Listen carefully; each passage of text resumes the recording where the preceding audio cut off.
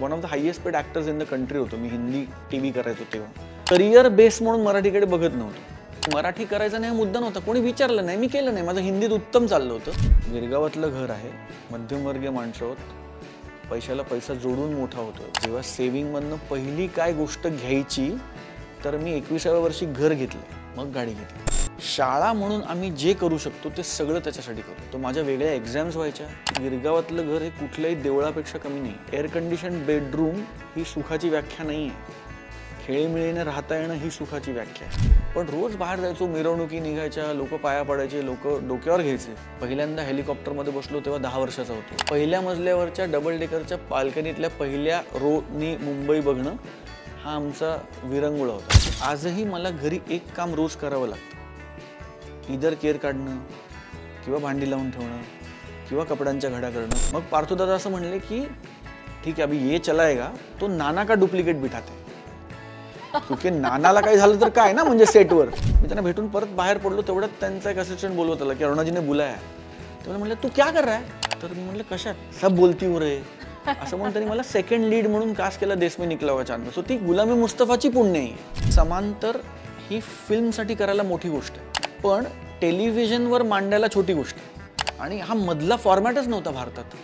मान सांगावा जगाला, अपमान ठेवावा मनात, या धारणेचा मी आहे. त्यामुळे I never discuss my bad.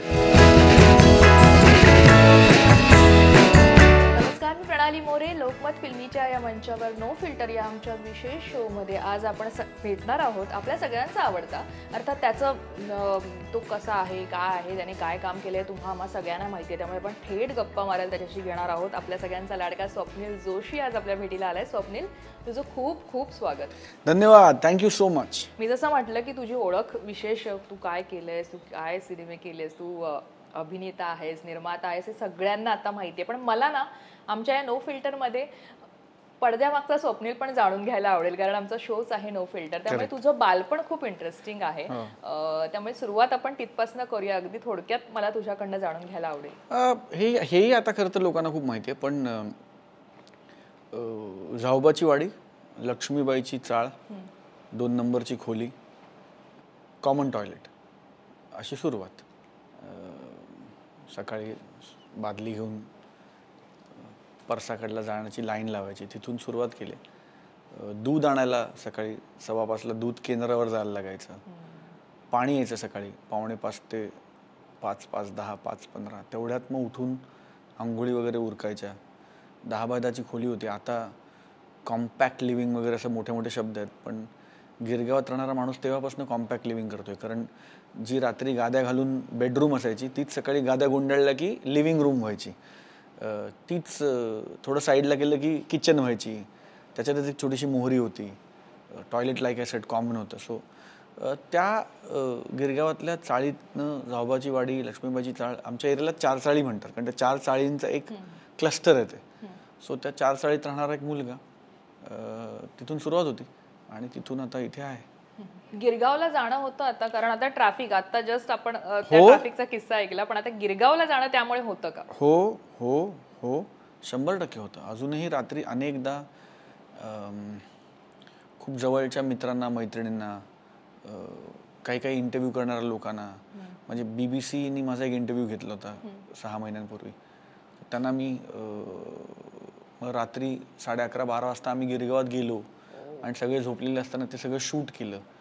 आता इनफॅक्ट 2 महिन्यापूर्वी आमची चाळ पाडली, त्या दिवशी पण मी गेलो होतो. मग त्याच्या आधी एकदा मुलांना घेऊन गेलो होतो, कारण मुलांना हे कळणं फार गरजेचं आहे की आपली सुरुवात काय आहे, आपला उगम काय, आपला सोर्स काय. कारण मी हे सगळं पाहिलं आहे. आईवडिलांनी ह्याच्यातून सगळं उभं केलं, मी त्याच्यात हातभार लावला, माझी बायको त्याच्यात हातभार लावते. पण मुलांनी हे सगळं पाहिलं नाही आहे. मुलांनी देवाच्या कृपेने सुबत्ता पाहिली आहे किंवा वेल टू डू घर पाहिलं आहे. तर मुलांना हे कळणं खूप गरजेचं आहे की आपली सुरुवात काय. कारण आपली सुरुवात जोपर्यंत कळत नाही किंवा ठरवत नाही, तोपर्यंत आपण आपली जर्नी प्लॅन करू शकत नाही, असं माझं वैयक्तिक मत आहे. सो ते रिसेट बटन दाबणं फार गरजेचं. त्यामुळे मुलांना घेऊन गेलो होतो आणि मुलांच्या ज्या अपेक्षित होत्या त्याच रिॲक्शन होत्या की इकडे कोण राहतं, इकडे तू राहायचास वगैरे. तर त्यांना सांगणं गरजेचं होतं की इकडे मी नाही, इकडे बहुतांश लोक इकडे राहतात. आणि उत्तम राहणीमान होतं आणि खूप मजा यायची आणि खूप सुंदर आयुष्य होतं. त्यांना आत्ता नाही कळणार आपण काय म्हणतोय, पण त्यांना हे समजावणं गरजेचं आहे की एअर कंडिशन बेडरूम ही सुखाची व्याख्या नाही आहे. खेळीमेळीने राहता येणं ही सुखाची व्याख्या आहे. सो हे त्यांना आत्ता त्यांच्या डोक्यात हे थॉट्स टाकणं फार गरजेचं आहे. त्यामुळे गिरगावात जातो, गिरगावात जायचो. आता जाणं कमी होईल कारण आता चाळच नाही. सो आता कदाचित ती अर्थात ती जेव्हा रिडेव्हलप होईल तेव्हा ते घर विकलं नाहीये, घर आहे, ते मिळेल, ते कधीच विकणार पण नाही. देव करून ते कधी विकायची वेळ येऊ नये.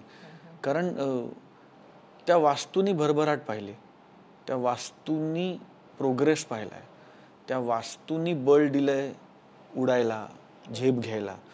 सो ती वास्तू आमच्यासाठी, आमच्या सगळ्या घरासाठी गिरगावातलं घर हे कुठल्याही देवळापेक्षा कमी नाही आहे. कारण तिथून सगळं सुरू झालंय आमचं. त्यामुळे ती वास्तू आहे. त्यामुळे गिरगाव आहे.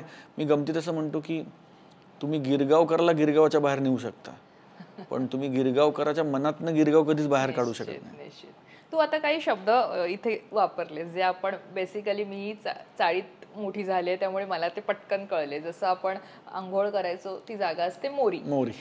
परसाकडलं जाणं त्याला आपण म्हणतो मागीलदारी जायचं. कारण मागे कॉमन टॉयलेट मागे होतं तर आम्ही त्याला म्हणतो की जरा आलो मागीलदारी जाऊन आलो. पण त्यावेळेस तू बादली म्हणालास, पण त्याला आणखीन काही शब्द हो, टमरेल एकदम टमरेल, बादली. मी एकदम चाळीच्या त्या माझ्या जगात गेले. काही लोक बादली म्हणतात, काही लोक बालदी म्हणतात. आता करेक्ट रॉंग मला माहिती नाही, पण निश्चित. पण असे काही विशेष शब्द होते जे चाळ म्हटले की आपल्याला खास करून आठवतात आणि आपण त्या दुनियेमध्ये जातो. निश्चित.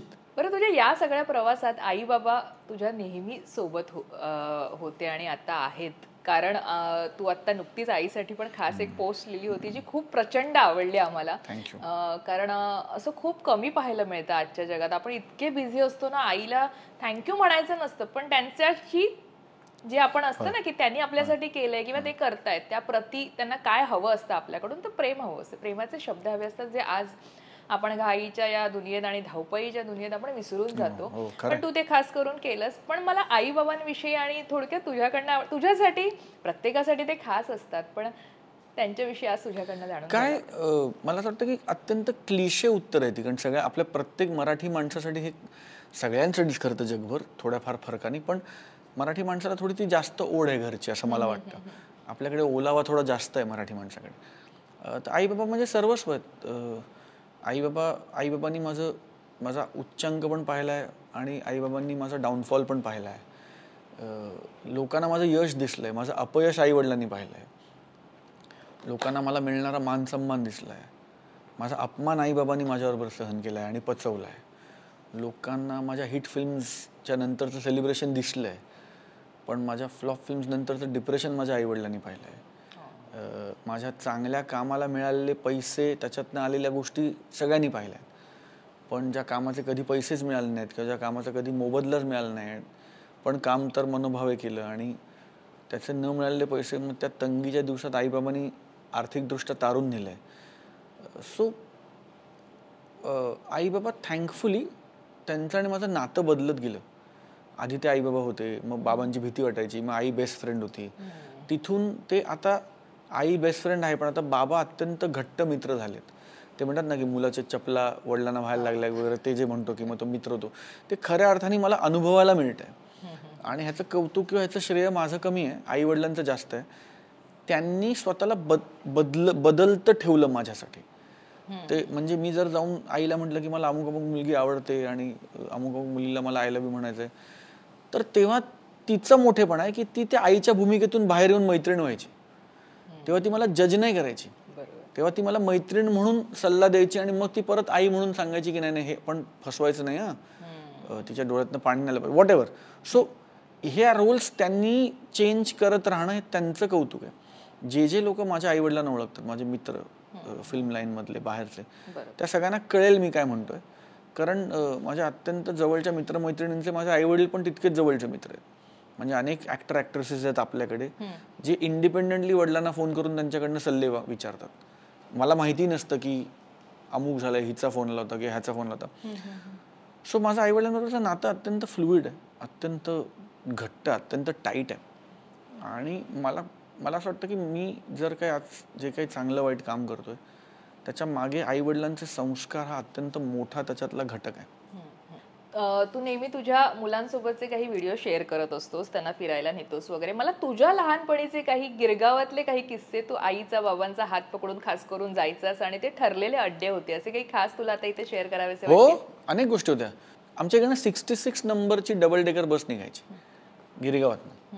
पैसे नसायचे, तर मग शनिवार रविवारचा प्लॅन असा असायचा की गिरगावातनं 66 नंबरची डबल डेकर बस पकडायची. नंतर तर ते कंडक्टर काका ओळखीचे होते, कारण ते फिक्स रूटवर असतात ना लोक. तर ते जर ओळखीचे काका असले तर ते पहिल्या मजल्यावरची सगळ्यात पुढची सीट राखीव ठेवायचे, की हे येणार आज संध्याकाळी, शनिवारी संध्याकाळी हे येतात कुटुंब आपल्या मुलाला घेऊन. आणि मग पहिल्या मजल्यावर जायचं आणि पहिल्या मजल्यावर बसायचं. मग ती बस सायनपर्यंत जायची. मग त्या बसनी सायनपर्यंत फिरायचं. मग मध्ये एक विशिष्ट ठिकाणी वडापाव मिळायचा.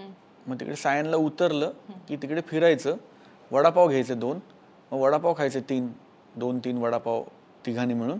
मग परत पुढची 66 नंबर जेव्हा यायची अर्ध्या तासानी 1 तासानी, त्याच्यात बसायचं आणि परत गिरगावात यायचं. तो ते पहिल्या मजल्यावरच्या डबल डेकरच्या बाल्कनीतल्या पहिल्या रोनी मुंबई बघणं हा आमचा विरंगुळा होता. किंवा तेव्हा चौपाटीला एस्केलेटर होत्या.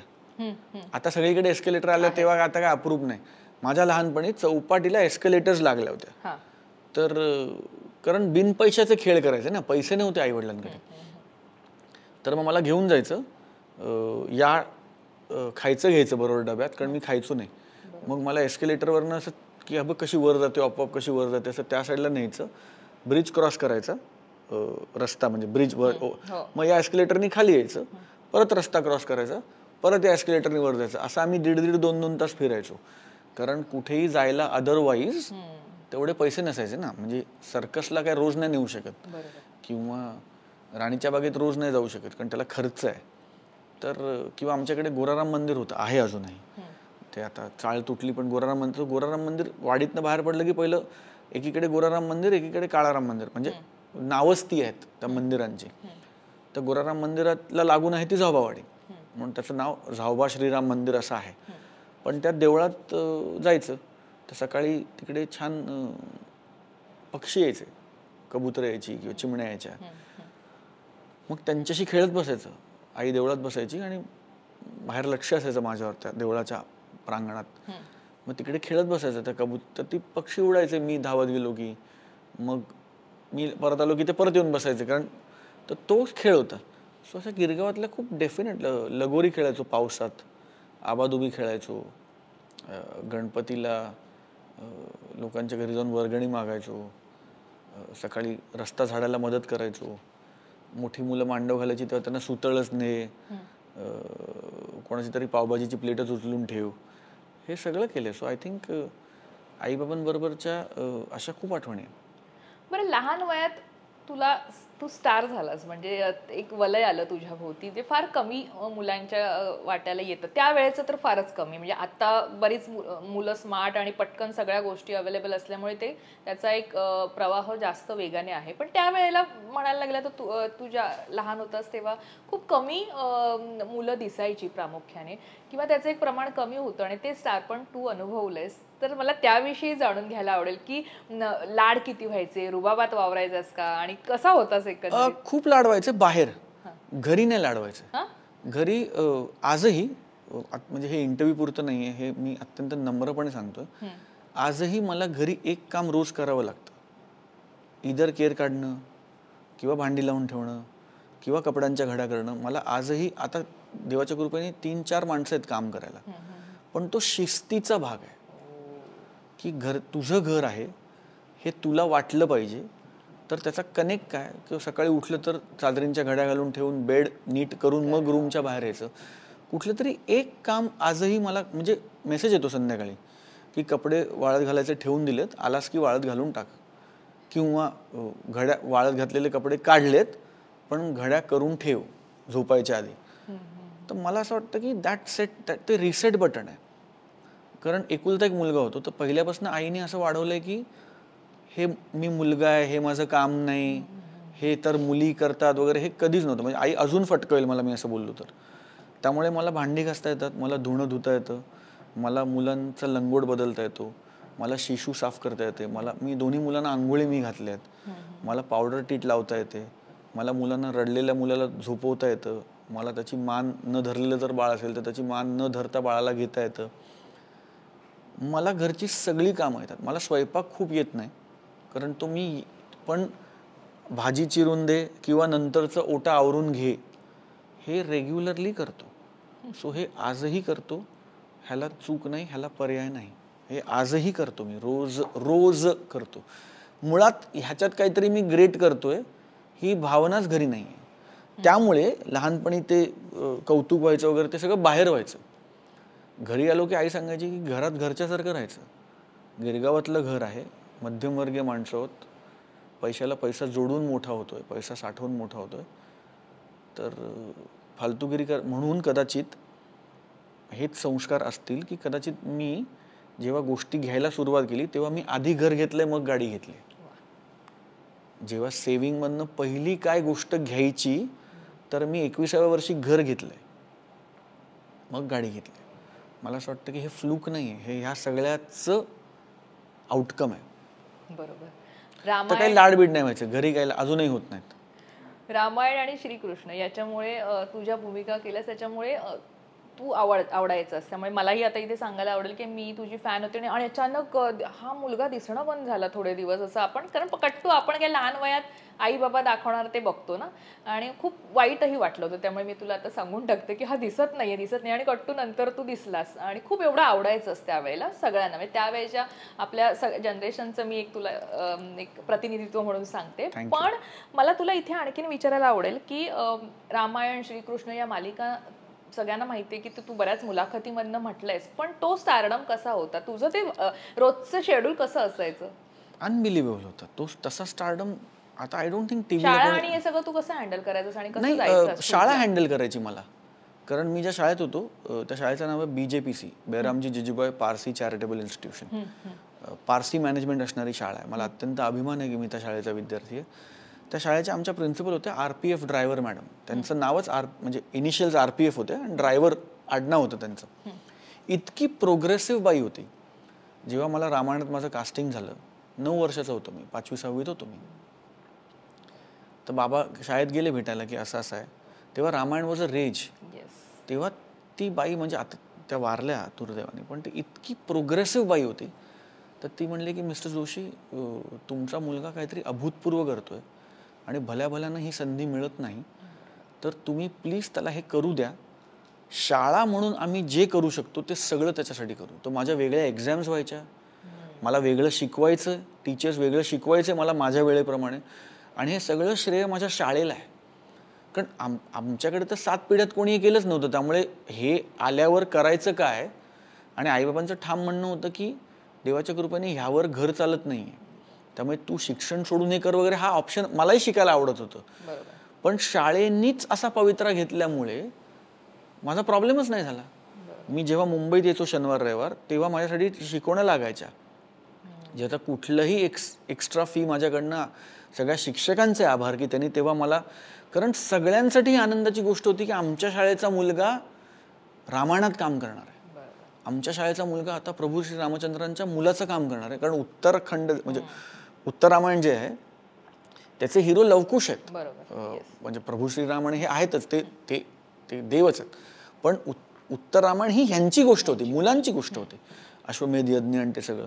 आणि ते ड्रायव्हर मॅडम बाबांना म्हणलं होतं की mister Joshi, you don't know what your son has achieved in this age, so आम्ही काय करू शकतो, तर आम्ही त्याला हे फॅसिलिटेट करून देऊ शकतो.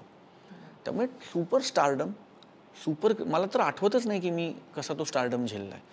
कारण मी सगळ्या इंटरव्ह्यूजमध्ये सांगतो की आता ना मी ह्याची खूप अशी अलंकारिक उत्तर देऊ शकतो, पण 9 वर्षाच्या मुलाला काही कळत नाही स्टारडम वगैरे. तो स्टारडम आईवडिलांनी झेलला आहे आणि त्याची नेगेटिव्ह झळ माझ्यापर्यंत येऊ दिली नाही, कारण तेव्हा डोक्यात हवा जाऊ शकली असती.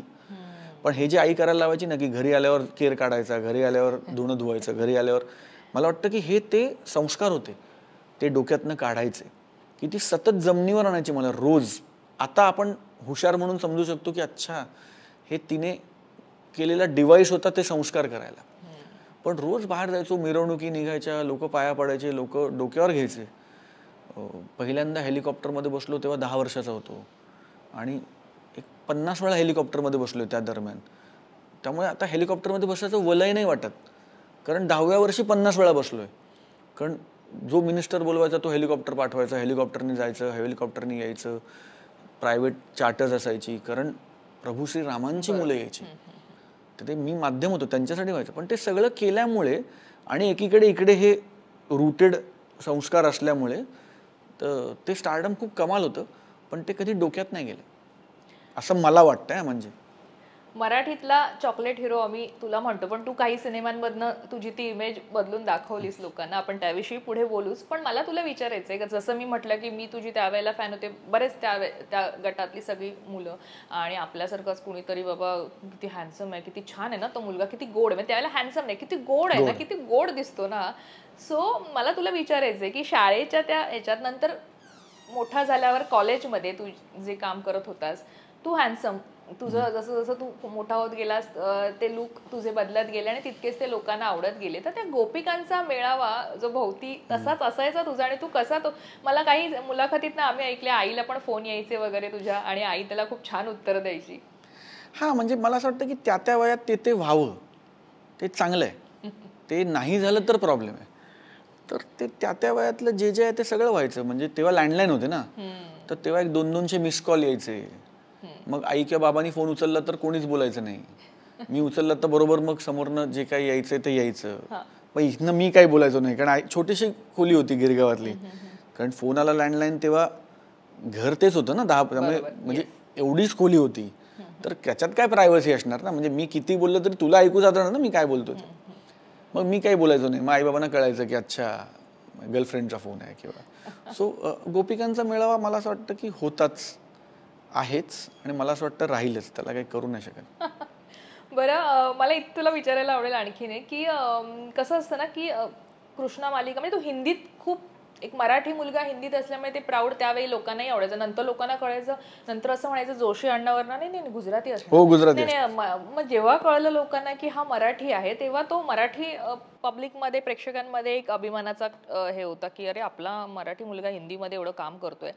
मला तुला इथे विचारायचं की हिंदी मालिका तू केल्यास, पण हिंदी चित्रपटात तू पुढे का, गुलाम ए मुस्तफा मध्ये दिसल्यानंतर फार असा दिसला नाही. गुलाम ए मुस्तफा केल्यानंतर मला अनेक चित्रपटांच्या ऑफर आल्या, पण सगळ्या ठिकाणी तो हिरोच्या बालपणीचा रोल होता. कारण मी गुलाम ए मुस्तफा केला तेव्हा माझं वय ते होतं, आणि त्याच्यानंतर मी हिंदी टीव्हीत खूप काम करायला लागलो. आणि माझ्यासाठी सिनेमा करणं किंवा टीव्ही करणं, तेव्हा लोकांना वाटायचं की सिनेमा इज व्हेरी बिग आणि टीव्ही इज स्मॉल. कारण तेव्हा टीव्हीला इडियट बॉक्स म्हणायचे. पण आय डोंट नो, मी थोडासा पहिल्यापासून थोडा विजनरी असं मला वाटतं. मी तेव्हापासून सांगायचो की नाही नाही, टीव्ही खूप मोठा होणार आहे. कारण मी टीव्हीची ताकद अनुभवली होती. रामायण आणि कृष्णामधनं मी टीव्हीची ताकद अनुभवली. मला माहिती होतं की याचं पोटेन्शियल काय. चित्रपट घराघरात पोचत नाही, टेलिव्हिजन घराघरात पोचतं, हे मला तेव्हा कळलं होतं. पण बाकीच्याने ते तसं कदाचित अनुभवलं नसेल, त्यामुळे त्यांना वाटायचं की अरे नाही रे, टीव्ही फिल्म तर फिल्म आहेच, नो डाऊट अबाउट इट. पण त्यामुळे माझ्यासाठी कधीच बॉक्स टिक करायला सिनेमा नको होता. आणि मला कधी हिरोच्या संधी आल्या नाहीत, कारण तेव्हा मी मधल्या वयातला होतो. मी चाइल्ड आर्टिस्टपेक्षा मोठा होतो, पण हिरोपेक्षा छोटा होतो. त्यामुळे मला कधी हिरोच्या संधी आल्या नाहीत. पण संधी आल्या नाहीत त्यामुळे मी संधीसाठी थांबलोही नाही. मला ज्या संधी आल्या त्या मी एनकॅश करत गेलो, आणि त्याच्यातनं माझं टीव्हीचं करिअर घडत गेलं. म्हणून कदाचित चित्रपटांचं करिअर घडलं नसावं. कदाचित मी जेव्हा टीव्ही केला नसता तर फिल्म करिअर वेगळं घडू शकलं असतं. पण मला असं वाटतं की a bird in hand is worth two in the bush. तर ते कदाचित आल्या असत्या, ह्याच्यासाठी आलेल्या हमखास संधी सोडणं मला पटत नाही. पण मला इथे तुला आणखीन काही आठवणी तुला आठवत असतील तर त्यावेळेच्या, म्हणजे गुलाम ए मुस्तफाच्या, काय नाना पाटेकर होते, रवीना टंडन होती, आणि सगळी स्टारकास्ट, आणि तो सिनेमा होता, शिवाजी सर होते, अरुणाजी होत्या, अरुणा नाईक, अरुणा इराणी होत्या. त्यामुळे मला असं विचारायचंय की इतकी सगळी तगडी स्टारकास्ट, तो सिनेमाही खूप असं वाटलेलं आधी, म्हणजे आता जेव्हा आपण वाचतो तेव्हा की बॉक्स ऑफिसवर चालेल की नाही अशा खूप आधी चर्चा होत्या, पण नंतर सिनेमा लोकांना आवडला. टीव्हीवर तर तो अजूनही जास्तीत जास्त पाहिला जातो. त्यामुळे अशा एका सिनेमाचा आपण भाग असणं आणि त्यात काम करायला इतक्या सगळ्या मोठ्या कलाकारांसोबत मिळणं, त्यामुळे नक्कीच तुझ्याजवळ अशा काही आठवणी असतील की त्यातली एखादी आम्हाला सांगायला तुला आवडेल. अनेक आठवणी आहेत. मला असं वाटतं की जेव्हा तो सिनेमा केला तेव्हा नाना सर हिंदीत ॲट द टॉप होते, at the peak of his career in Hindi, म्हणजे हिंदीतला नंबर 1 ॲक्टर होता. मला असं वाटतं की तो देशातला नंबर 1 ॲक्टर एनिवेज आहे. Nana Patekar is the finest actor we have according to me in the country आजही. पण तेव्हा ते कमर्शियली पण टॉप ऑफ हिज गेम होते हिंदीत. पण ज्या पद्धतीने त्यांनी मला शिकवलं, समजवलं, सांभाळून घेतलं, ज्या पद्धतीने अरुणाजींनी प्रेम केलं माझ्यावर, चित्रपटाच्या बाहेर जाऊन बियॉन्ड द फिल्म शिवाजी सरने ज्या पद्धतीने सांभाळून घेतलं. पार्थ घोष आमचे डिरेक्टर होते, त्यांनी अग्निसाक्षी नावाचा नाना सरांनी त्यांनी एक सुपरहिट सिनेमा दिला होता. आणि अग्निसाक्षी नंतर नाना पाटेकर पार्थ घोष हे कॉम्बिनेशन गुलाम मुस्तफा या चित्रपटातनं परत येत होता. म्हणजे सुपर, म्हणजे पुष्पानंतर पुष्पा 2 येतोय तसा हाईप होता त्या पिक्चरचा, की हे दोघे आणि अग्निसाक्षी आणि हे दोघे आणि आता गुलाम मुस्तफा. सो त्याचा भाग होता ना. बरं त्याच्यात पण तो हिरोच्या लहानपणीचा वगैरे रोल नव्हता, डेफिनेट रोल होतात, कारण तो एका मराठी म्हणजे हिंदू कुटुंबात राहायला येतो आणि ती हिंदू मुस्लिम एकता आणि त्या सगळ्यावरची ती गोष्ट होती. Beautiful story. खूप किस्से आहेत. म्हणजे मी नाना सरांचा किस्सा आवर्जून सांगतो, की एखाद्या नटाच्या मागे उभं राहणं म्हणजे काय. तर एक असा सिक्वेन्स, मोठा सेट लावला होता कमालिस्तानला, खूप मोठा सेट लावला होता. आणि त्याच्यात एक असा सीन होता की नाना सर मला बाईक शिकवतात, बुलेट चालवायला शिकवतात. आणि त्या सीनचं कल्मिनेशन असं होतं त्या मॉन्टाजचं, की शेवटी तो चालवतो आणि नाना सर मागे बसलेत. आणि असा मोठा असा त्या सेट, असं ब्रिज वगैरे लावला होता, इतका मोठा सेट होता. आणि तशी ती बाईक चालवत चालवत आणतो आणि अंगणात घराच्या पार्क करतो. नाना सर उतरतात, मी उतरतो आणि आम्ही घराच्या आत येतो आणि शॉर्टकट होतो. पण हा शॉट सिंगल शॉट होता आणि मला बाईकच चालवता येत नव्हती. त्याच्यात ज्यांना बाईक कळते त्यांना कळेल की बुलेटचं गिअर आणि ब्रेक उलटा असतो. म्हणजे सगळ्या बाईकला जर इकडे गिअर आहे आणि इकडे ब्रेक आहे तर बुलेटला उलट आहे. तर ॲटलिस्ट तेव्हा होता, आता मला माहिती नाही काय आहे. तर तेव्हा असं बोलणं झालं होतं आणि पार्थोदादा वगैरे असं म्हणले होते की आपण डुप्लिकेट बसवू त्याचा आणि त्याचं शूट करू आणि नाना ओरिजिनल असेल, स्वप्नीलचं डुप्लिकेट बसवू, जो गाडी चालवेल आणि जे अंगणात गाडी येते तेव्हा तो कट होईल आणि तेव्हा ॲक्च्युली स्वप्नीलला बसवून अगदी 2 पावलं तो चालवेल वगैरे वगैरे. आणि पार्थोदादा नानाला म्हणले की खरं तर मला हा 1 शॉट पाहिजे होता, कारण ती अख्खी वस्ती आणि ते सगळं मला एस्टॅब्लिश करता येईल ते, आणि त्या अख्ख्या वस्तीतनं तो आला तर मजा येईल शॉटला, पण स्वप्नीलला येत नाही तर आपण ते तसं करू. तर नाना सरांनी मला बोलून गेलं दुपारपर्यंत. ते म्हणले की तुला येत नाही बाईक चालवता. म्हणजे नाही सर. मग शिक ना. म्हणजे सर शिकीन पण त्याला वेळ लागेल. नाही नाही शिक तू, वेळ घेऊ आपण, पण तू शिक, तू चालवली पाहिजेस, तुला आली पाहिजे बाईक. मग त्यांनी एक ट्रेनर दिला मला. तुला इंटरप्ट करते, पण नानांचा जो दरारा त्यावेळी कसा होता? म्हणजे नाही नाना सर मला असं वाटतं की नाना सरांचा दरारा नाही आहे. जे नाना सरांना पर्सनली ओळखतात, नाना सरांना इनकॉम्पिटन्सीची चीड आहे जितकं मी त्यांना ओळखतो. इनकॉम्पिटंट माणसाबद्दल त्यांची चिडचिड होते. म्हणजे इतक्या आम्ही ऑलमोस्ट 100 दिवस एकत्र शूट केलं. मला एकदाही नाना सर माझ्यावर ओरडलेले आठवत नाही. तर रादर नाना सरांनी सांभाळून घेतलं, हे वाक्य असं नाही असं बोल, असं नाही असं कर. आय डोंट थिंक त्यांचा दरारा आहे, पण ती आदरयुक्त भीती आहे. आणि मी तर लहान होतो त्यामुळे ते खूप प्रेम करायचं माझ्यावर. खायला की त्याला बोलव, बारक्याला बोलव, बसव इकडे, मग मी हे खाल्लंय, मग तू हे खा, मग तुझ्यासाठी हे आणलंय. आणि ते सेटवरचं वातावरण पण तसंच होतं. नाना सर असतील, अरुणाजी असतील, अरुणाजींबरोबर नंतर खूप काम केलं मी, जे मुस्तफामुळे मला मिळालं, गुलाम मुस्तफामुळे. एनिवेज मग मी बाईक शिकलो 2-3 दिवसात, त्यांनी तो शॉट पोस्टपोन केला. मग पार्थोदादा असं म्हणले की ठीक आहे अभी ये चलाएगा तो नाना का डुप्लिकेट बिठाते हैं, क्योंकि नानाला काही झालं तर काय ना, म्हणजे सेटवर तो स्वप्नील ओरिजिनल रखते, नाना का डुप्लिकेट बिठाते. आणि ते म्हणले नाही, ते म्हणले की मला कॉन्फिडन्स आहे पोरावर, आता जर मी ह्याच्या मागे डुप्लिकेट बसवला तर ह्याला कॉन्फिडन्सच नाही येणार की मी गाडी नीट चालवू शकतो. आता मी बसलं पाहिजे ना त्याच्या मागे, त्याला कॉन्फिडन्स वाढवायला, की नाना स्वतः बसलाय मागे, नाही मी बसणार. ते म्हणले की मला विश्वास आहे तुझ्यावर. आणि मी प्रेशरमध्ये, कारण नाना पाटेकर बसलाय मागे आणि 1 शॉट आणि लेफ्ट आहे, राईट आहे, ब्रिज चढायचा आहे, ब्रिज म्हणजे गिअर बिअर चेंज ते सगळं. आणि आम्ही तो 1 शॉट केलाय, तो अजूनही आहे फिल्ममध्ये 1 शॉट, आणि तो फर्स्ट टेक ओके केला. त्यामुळे सगळ्यांनी टाळ्या वाजवल्या. नाना सरांनी मला उचलून घेतला. तेव्हा मेकिंग असं काही नव्हतं. आणि ते म्हणले मी तुला सांगत होतो ना तू करशील, तू करायला पाहिजे तो. सो असे को ॲक्टर मिळणं, नाना सरांसारखा ॲक्टर मिळणं, त्यांनी तुम्हाला हे सांगणं, तुमच्या मागे उभं राहणं. किंवा अरुणाजी, मी गुलाम मुस्तफा केला, त्याच्यात अरुणाजी आणि मी आई आणि मुलगा होतो.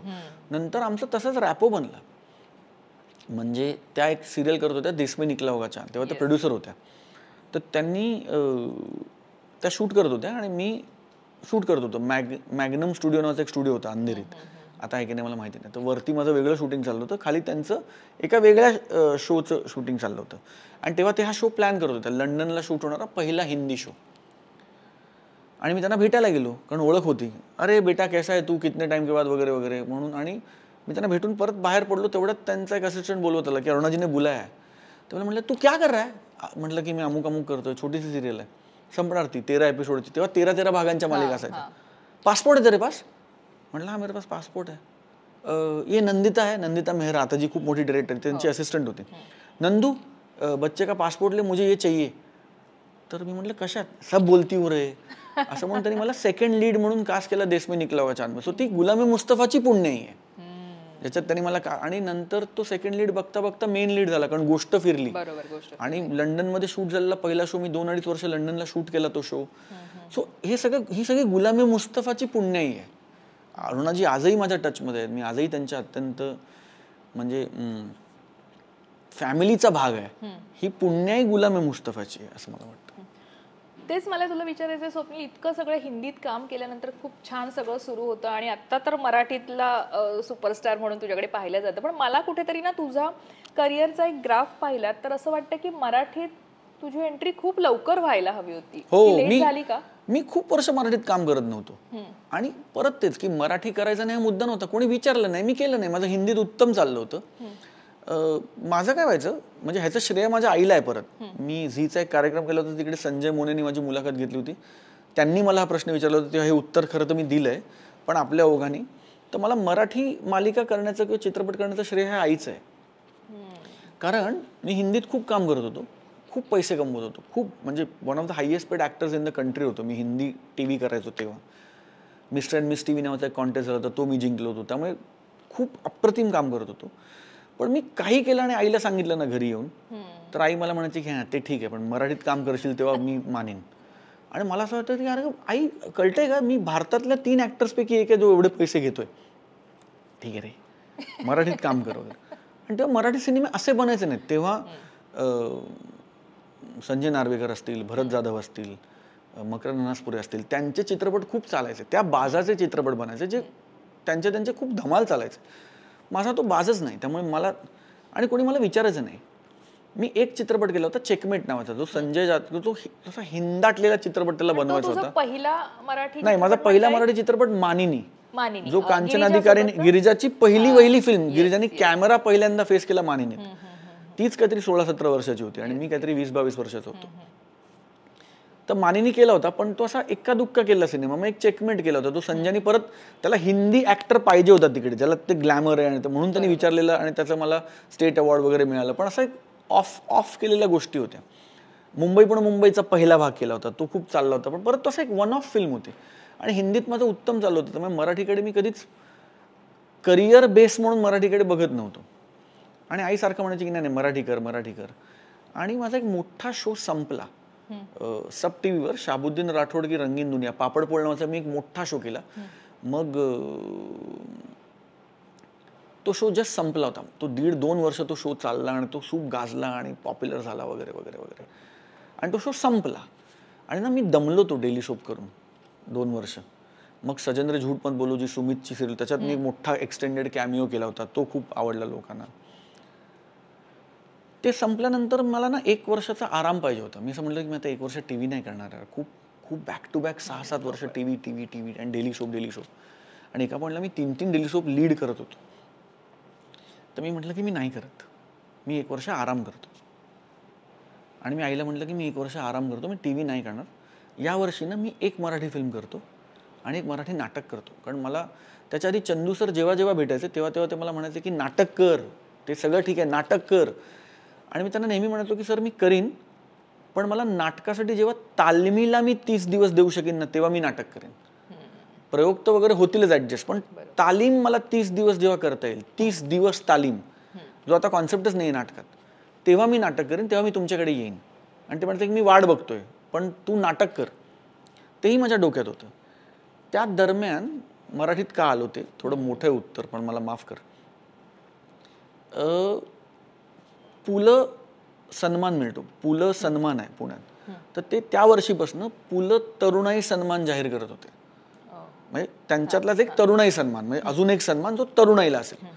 तर तो त्यांनी मला द्यायची इच्छा प्रकट केली की आम्हाला यावर्षीचा पुलं तरुणाई सन्मान तुम्हाला द्यायचा आहे.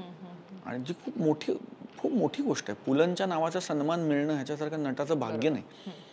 तर ते मला असं म्हणले की तुम्ही सन्मान तर घ्याच, पण या निमित्ताने काहीतरी पुलंचं सादर करा, नाटुकली करा, प्रवेश करा, कथाकथन करा, काहीतरी करा, पण ज्यांना ज्यांना सन्मान मिळतो ते सगळे पुलंचं काही ना काहीतरी सादर करतायत. तर मग मी असं म्हटलं की हे पुलंच्या नावाचं काहीतरी करतोय, तर ते असं काही ॲव्हरेज करून चालणार नाही. निदान त्याच्यातला एफर्ट 100% पाहिजे, मेहनत आणि इंटेन्शन 100% पाहिजे. तर तेव्हा चंदू सर तुकाराम नावाच्या फिल्मचं शूटिंग करत होते, जितूनी जी केली, जी त्यांनी तुकारामांवर जो चित्रपट, संत तुकारामांवर जो चित्रपट केला तो. तर मी चंदू सरांना फोन केला की सर असं असं मला सन्मान मिळतोय. आणि ते म्हणले अरे वा, खूप कौतुक. तर म्हटलं की सर मला पुलंवर काहीतरी करायचं आहे, तर ते जे मी काही करणार ते तुम्ही बसवावं अशी माझी इच्छा आहे. कारण मी काहीतरी सादर नको करायला, कारण पुलंच्या नावाचं काहीतरी होतंय, त्याचा मान, त्याची आप राखला गेला पाहिजे, त्याचा आप. ते म्हणले त्यांना खूप आवडला हा थॉट. ते म्हणले की अरे वा, मला खूप आवडलं, तू ये. मग मी त्यांचं डबिंग चाललं होतं तुकारामचं, तिकडे गेलो आणि तेव्हा त्यांनी मला एक पीस काढून दिला की हा आपण पीस करूया व्यक्तिवल्लीमधला. ह्याचं मग त्यांनी पाठांतर केलं. मग त्यांनी जो मी सादर केला त्या सोहळ्यात, तेव्हा त्यांनी मला विचारलं की काय करतोयस आता, काय चाललंय, नाटक कधी करणार आहेस? तर मी त्यांना म्हटलं की सर मी आता ब्रेक घेतला 1 वर्ष, मी नाटक करीन आता यावर्षी. तर तुमच्याकडे आता काही इंटरेस्टिंग सांगा, कारण आता मला काही करायचं नाही यावर्षी, मी काहीही करणार नाही, त्यामुळे मी तालमीला वेळ देऊ शकेन, प्रयोगाला वेळ देऊ शकेन. ते म्हणले डन, तू आता मला सांगितलंस, मी तुला सांगतो. पॅरलली संजय आणि मी दुनियादारीबद्दल अनेक वर्ष बोलत होतो की दुनियादारी व्हायला पाहिजे यार, दुनियादारी व्हायला पाहिजे. आणि ते नेमकं तेव्हा संजय मला म्हणला की दुनियादारी वर्कआउट होतंय आणि तू श्रेयस तळवळकर कर. आधी तो वेगळ्या संचाबरोबर करत होता. तर मी असं म्हटलं डन. मग एक सिनेमा काय करायचा तर हा, आणि एक नाटक काय करायचं तर चंदू सर जेव्हा म्हणतील तेव्हा. 15 दिवसात चंदू सरांचा फोन आला की मी नाटक लिहायला घेतोय, हां बनलं की सांगतो, पण करायचं आहे आपल्याला. म्हटलं done sir. And the rest is history. कारण दुनियादारी बनला. चंदू सरांनी कालांतराने जे नाटक मला ऐकवलं ते आनंद नाडकर्णींची संहिता असलेलं मुक्तीपत्रे या पुस्तकावरनं प्रशांत दळवीने लिहिलेलं गेटवेल सुने नाटक. त्या नाटकाने आणि या चित्रपटांनी मला काय दिलं हे आता मी वेगळं सांगायची गरज नाही. सो त्याच्यानंतर हिंदीच्या डेली सोपच्या ऑफर आल्या. पण काय व्हायचं, माझ्या चित्रपटाच्या तारखा ब्लॉक्ड असायच्या आणि डेली सोप म्हणजे तुला 30 दिवस 365 दिवस काम. त्यामुळे मी डेली सोप्सना नाही म्हणत गेलो. असं करून करून मग ते थांबलं आणि हे सुरू झालं. निश्चित. मला तुला आता तू दुनियादारी विषयी म्हणालास, पण आयुष्य बदलवणारा सिनेमा दुनियादारी की मुंबई पुणे मुंबई? नाही, आयुष्य बदलणारा सिनेमा दुनियादारी. आणि मला असं वाटतं की दुनियादारीने माझं आयुष्य नाही बदललं, दुनियादारीने त्या चित्रपटाशी निगडीत प्रत्येकाचं आयुष्य बदललं. किंबहुना लहान तोंडी मोठा घास, पण दुनियादारीने मराठी चित्रपटांचं पण व्यावसायिक आयुष्य बदललं, व्यावसायिक गणितच बदललं. So Duniyadari changed everything for everybody. Mumbai Pune Mumbai 1 हा आमच्यासाठी, मी सतीश मुक्ता आमच्यासाठी केलेला एक एक्सपेरिमेंट आहे, जो सतीशला पूर्ण गॅरंटी होती की ती चालणार आहे. पण लव्ह स्टोरी मराठीत कधीच चालल्या नव्हत्या. लव्ह स्टोरीचे जे ठोकताळे असतात त्या ठोकताळ्यांना छेद देणारा चित्रपट आहे. तू लव्ह स्टोरीचा कुठलाही पॅरामीटर मांड आणि मुंबई पुणे मुंबई तो पॅरामीटर पूर्ण करत नाही. Eight the film is a love story. तर पण ते सतीशचं विजन आहे, ते सतीशचं कौतुक आहे आणि ते सतीशचं टॅलेंट आहे. निश्चित. मला तुला दुनियादारी करताना असं विचारायचं की दुनियादारी करताना तुम्हाला सगळ्या टीमला किंवा तुला पर्सनली वाटलं होतं की हा माइलस्टोन ठरेल? दुनियादारी करताना जी पॉझिटिव्हिटी आमची लागली होती ना, असंख्य अडचणी आल्या. म्हणजे मी एक इंटरव्ह्यू पूर्ण नाही इतक्या अडचणी आल्या आम्हाला दुनियादारी करताना. पण त्या प्रत्येक अडचणी, एखादी अशी मला तुला वाटेल इथे सांगाविषयी की यार प्रणाली असं झालं आणि हे असं वाटत होतं. किती अडचणी सांगू तुला. म्हणजे आपल्या सगळ्यांचाच अत्यंत लाडका अभिनेता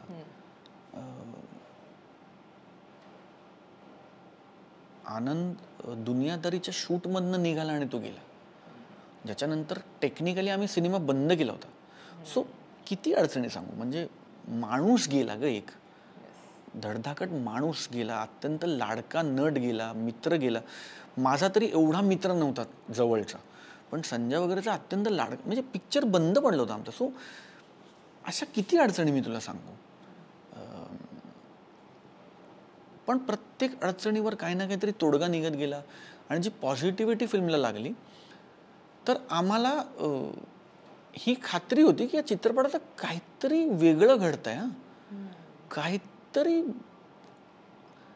आम्ही नेहमी असं गमतीत म्हणतो की शिरवळकर वरनं बघत होते सिनेमा बनताना, जे लेखक आहेत सुहास, तर शिरवळकर वरनं आशीर्वाद देत होते. जे त्यांना आवडत होतं ते ओके करत होते, जे त्यांना आवडत नव्हतं ते त्याच्यात विघ्न आणून ते बदलायला लावत होते. असं आमचं ठाम मत आहे की शिरवळकरांनी हा चित्रपट पूर्ण करून घेतला. आणि शिरवळकरांनी कास्टिंग पण, जोपर्यंत त्यांच्या पसंतीचं कास्टिंग होत नव्हतं सिनेमा बनत नव्हता. स्क्रिप्ट पण, जोपर्यंत त्यांच्या पसंतीचं स्क्रिप्ट ओके होत नव्हतं तोपर्यंत तो सीन शूट होत नव्हता. असे कितीतरी मी तुला किस्से सांगू शकतो. त्यामुळे दुनियादारीचं काहीतरी घडेल हे नक्की माहिती होतं, असं घडेल अजिबात माहिती नव्हतं. आपण पुढे येऊया. समांतर विषयी मला बोलायला आवडेल, कारण मी जसं म्हटलं मगाशी की चॉकलेट बॉय ही तुझी इमेज, तू जसे एक लोक म्हणे मराठीतला चॉकलेट बॉय, मराठीतला चॉकलेट बॉय, पण मला आम्ही जसं म्हटलं की काही वेबसिरीज किंवा सिनेमांच्या माध्यमातून तू तुझी ती इमेज पूर्णपणे मी हेच नाही करू शकत ती मी हेही करू शकतो हे तू दाखवून दिलंस. समांतर ही आम्हाला आवडलेली आणखीन एक तुझी कलाकृती, ज्यात आउट अँड आउट स्वप्नील खूप वेगळा दिसलाय. तर त्याविषयी मला तुझ्याकडनं ऐकायला आवडेल.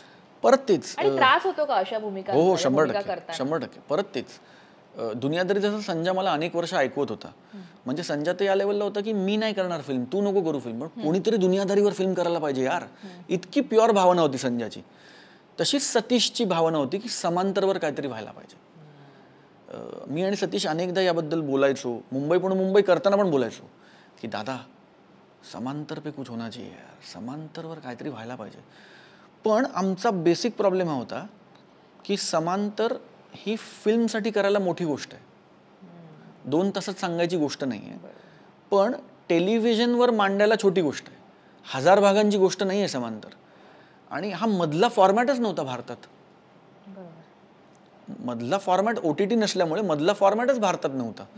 आणि आम्ही नेहमी म्हणतो की समांतर का क्या करेंगे यार, समांतरचं काय करूया यार, ट्रायोलॉजी करूया. सतीशनी ट्रायोलॉजीचा विचारही केला होता की 3 सिनेमे करू का, पण 3 सिनेमांवर पैसे कोण लावणार एकदम, पहिला चालला नाही तर दुसरा आणि तिसरा करणार कोण, किंवा 3 सिनेमे एकदम बनवून रिस्क कोण घेणार. त्यामुळे ते होत नव्हतं. आणि आम्ही नेहमी असं म्हणतो की समांतर, परत शिरवळकर, की ते जेव्हा त्यांच्या डोक्यात येईल.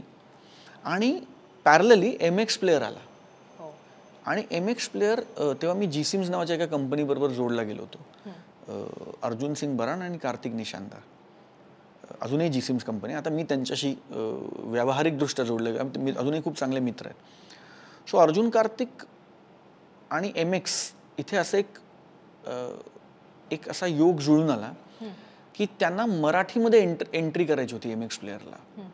अशा एखाद्या शोनी जो हिंदीच्या तोडीस तोड बजेटचा शो असेल, म्हणजे बजेट हिंदीचं असेल पण शो पण हिंदीच्या तोडीस तोड असेल. आणि त्या सगळ्या चर्चेमध्ये असं झालं की समांतर करायला पाहिजे. मी त्यांना समांतरची वनलाईन ऐकवली, त्यांना खूप आवडली. मग आम्ही ती MXला ऐकवली, आम्हाला खूप आवडली. मग आम्ही त्याचे राईट्स प्रोक्युअर केले आणि सतीश आला ऑन बोर्ड टू डिरेक्ट. की कारण सतीश आणि माझंच हे होतं की समांतर. आणि अशी ती समांतर बनली. असा तो समांतरचा प्रवास आम्ही सुरू केला की हिंदीच्या लेवलचं बजेट, हिंदीच्या लेवलचा शो, हिंदीच्या कुठल्याही मेनस्ट्रीम शोला टक्कर देऊ शकेल असा कार्यक्रम, पण स्पोकन लँग्वेज मराठी, कारण मराठी शो आहे. पण तो 6 भाषांमध्ये डब झाला, तो 6 भाषांमध्ये सुपरहिट झाला. आणि असं, पण त्याची सुरुवात अशी झाली की समांतर करूया. आणि त्रास होतो का, तर प्रचंड त्रास होतो. कारण एकतर तुमच्या कम्फर्ट झोनच्या बाहेर जाऊन ॲक्टर म्हणून तुम्ही काम करता. ऑल्सो माणूस म्हणून मी अजिबात तसा नाही. जसं माणूस म्हणून मी मुंबईतला जो गौतम आहे किंवा दुनियादारीचा जो श्रेयस आहे, ह्याच्याशी मी काहीतरी रिलेट करू शकतो माणूस म्हणून. बरोबर. पण कुमार महाजन आणि माझ्यात 1% साम्य नाही. तो बायकोला मारतो, सिगारेटचे चटके देतो, आई बहीण काढतो सगळ्यांची, सतत सगळ्यांवर चिडलेला, त्रासलेला, सतत जग कसं माझ्या वाईटावर आहे आणि कसं सगळे मला फसवायलाच बसलेत आणि कसं दिसणारी प्रत्येक बाई ही बाजारूच आहे, दिसणारा प्रत्येक माणूस हा हरामखोरच आहे, या इतक्या नेगेटिव्ह मानसिकतेचा नायक साकारायचं वॉज एक्स्ट्रीमली टॅक्सिंग. त्याच्यात तो फकाफक सिगारेट पितो, मी सिगरेट पित नाही, तर प्रत्येक शॉटला सिगरेट पाहिजे होती, प्रत्येक मी दिवसाला 40-40, 50-50 सिगरेट प्यायचो. पण ते कसं शक्य झालं म्हणजे एका सिगरेट न पिणाऱ्या माणसाला? नाही, मला असं वाटतं की ऑडियन्स हुशार आहे, तर मी इनहेल नाही करायचो. तर ते इनहेल ती ॲक्टिंग आहे ना, तर त्याच्यात काही अत्यंत हुशार आणि चोखंदळ लोकं होती की पण तुम्ही सिगरेट खोटी पिता ते कळतं हां. तर मी त्यांना म्हणायचो की अहो ते खोटंच आहे, अपेक्षितच खोटं आहे. जेव्हा तुम्ही रेप करता तेव्हा खरा रेप करता का? त्याची ॲक्टिंगच करता ना. तो सिगरेट प्यायची ॲक्टिंगच आहे ती. सिगरेट पितो हे तुम्हाला कळलं ना, गाडीची नंबर प्लेट खरी लावतो का फिल्मला. पण आपल्याकडे काही हुशार प्रेक्षक ज्यांना असं वाटतं की मी कसं शोधून काढलं की, तर मग ते झालंच. पण ती खोटी प्यायचो मी इनहेल, कारण शक्यच नाही इनहेल करणं. मी तब्येत नाही खराब करू शकत त्या रोलसाठी. त्यामुळे मी इनहेल नाही करायचो, स्मोक करायचो, स्मोक आउट करायचो, स्मोक करायचो. आणि ते सांगून करायचो. आणि सतीशचं पण क्लॅरिटी होती की दादा वही करेंगे. तुला सिगरेट कशी उत्तम पिता येते हा निकष नाहीच आहे अभिनयाचा. सिगरेट खोटीच पिऊया. पण तो कॅरेक्टरला मला ते दाखवायचं आहे की त्याला ते सगळे असेल नसेल ती सगळी व्यसन, त्याला बाईचं व्यसन आहे, त्याला दारूचं व्यसन आहे, त्याला सिगारेटचं व्यसन आहे, तो जुगार खेळतो, तो वाईट माणूस आहे हे अधोरेखित करायला जे जे काही बॉक्सेस टिक करायचे ते सगळं, कारण ते लिखित तसं आहे, शिरवळकरांनी लिहिलंय त्याला तसा. आणि मग तुम्हाला कळत जातं की ऍक्च्युली तो वाईट माणूस नाही आहे, तो पिचलाय, तो अडकलाय, तो गांगरलाय सगळ्यात. पण ते कळायला, तो ट्रॅव्हल करायला त्याला आधी निगेटिव्हच्या एक्स्ट्रीम एंडला उभं करणं गरजेचं होतं. तर मग तो बिचारा वाटणं किंवा त्याची सिंपथी वाटणं हे, पण त्याचा खूप त्रास होतो, एक्स्ट्रीमली टायरिंग. म्हणजे समांतरचं शूट करून मी जेव्हा हॉटेलवर यायचो तेव्हा मी कोणाशी बोलायचो पण नाही. मी आंघोळ करायचो, काय असेल थोडं खाल्लं नाही खाल्लं आणि मी झोपून जायचो.